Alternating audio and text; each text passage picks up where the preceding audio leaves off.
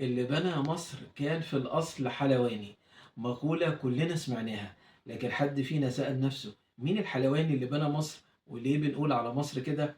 هو ده اللي هنعرفه النهاردة مع بعض في اعرف أصل الحكاية. اللي بنى مصر كان في الأصل حلواني، وعشان كده مصر يا ولاد، مصر يا ولاد حلوة الحلوات.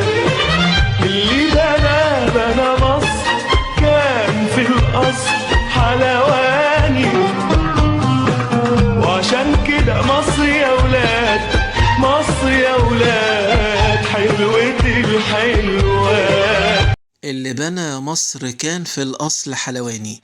مين هو الحلواني؟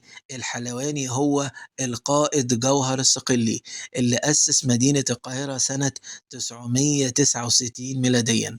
خد الأوامر من الخليفة المعز لدين الله الفاطمي، وابتدى تأسيس مدينة القاهرة سنة 969 ميلاديا على النظام الفاطمي.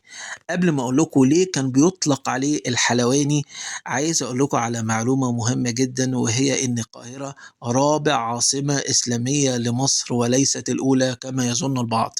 بعض الناس بتظن إن القاهرة هي العاصمة الإسلامية الأولى لمصر. الكلام ده عاري من الصحة تماما. العاصمة الإسلامية الأولى لمصر كانت مدينة الفسطاط، اللي أسسها القائد أو الصحابي الجليل عمرو بن العاص رضي الله عنه سنة 641 ميلاديا.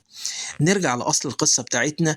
ليه كان بيطلق على القائد جوهر الصقلي اللي أسس مدينة القاهرة الحلواني؟ لأنه كان يجيد صناعة الحلوى وخصوصا الكنافة قبل ما يتباع كمملوك للخليفة المنصور بالله الفاطمي.